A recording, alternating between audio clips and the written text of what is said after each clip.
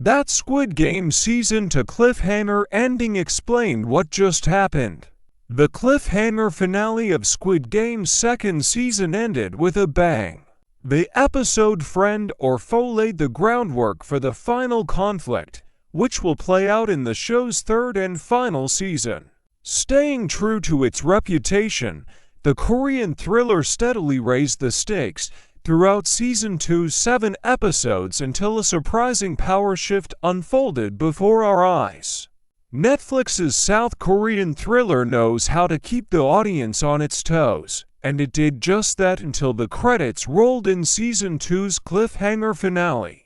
The last time the program came to an end, audiences had to wait over 3 years to head back into these bloody childhood games. It sounds like the wait won't be as long for the third season to drop. Until then, let's dig into the ending of Squid Game Season 2. Where will things go for Ji-hun, Lee Jung-jae, the frontman Lee Byung-hun, and the rest? That's the question.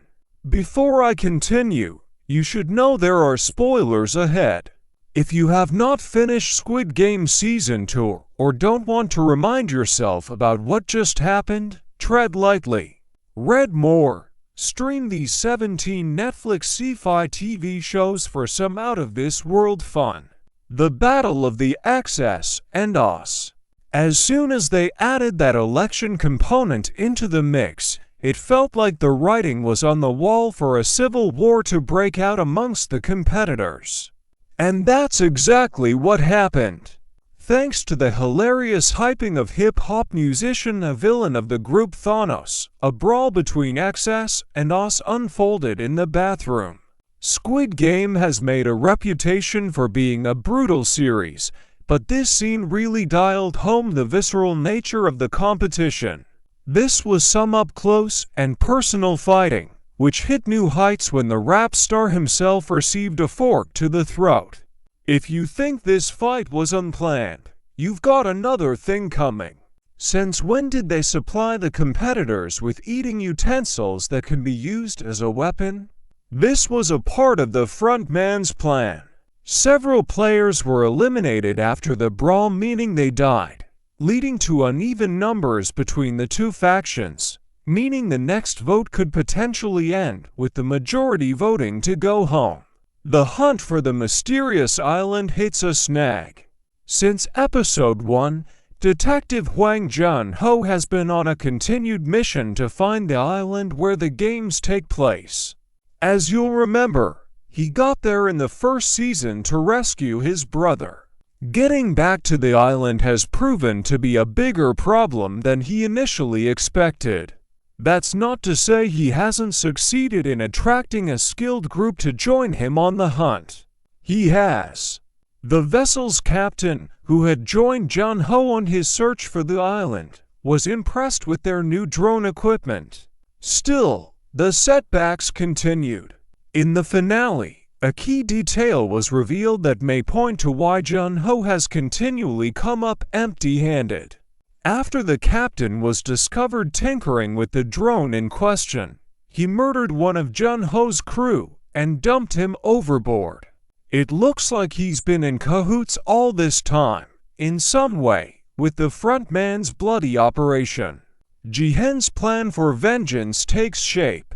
Ji-hun could have taken the money he won from the competition and traveled to a far-off tropical locale to live the good life. He didn't. Instead, each episode of Season 2 has found player 456 on a disciplined path to save as many lives as possible and dismantle the games for good. So, instead of hopping on a plane and disappearing forever, he decided to squeeze his way back into these violent childhood games. It was all for revenge.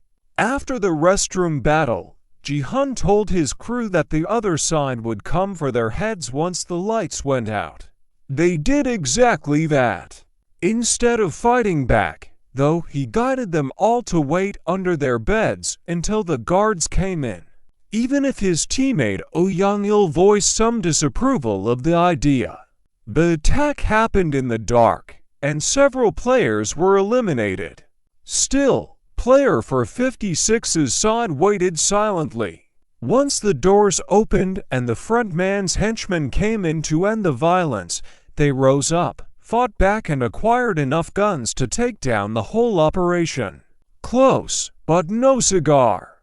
It was evident that Ji-hun wouldn't completely succeed in this coup. But it was cool to watch the inmates realign themselves with the shared mission of regaining their power and escaping this hellhole once and for all. There were even a few moments when I thought they'd succeed. The front man is a crafty sort of sociopath, though. Or should I say Young-il? This entire time, Young-il had been cosplaying as one of the competitors in these games when, in fact, he was the evil one in charge. When he first entered the games and spoke with Ji-hun, Young-il emotionally revealed the reasons he's playing the games. His sick wife was pregnant and desperately needed medical care they couldn't afford. Was this a lie? Or could there have been some truth to this story, potentially revealing Young-il's origin story before he took on the role of frontman? Whatever the case, it was a delicious narrative tool that has certainly added further fuel to Ji-hun's fire.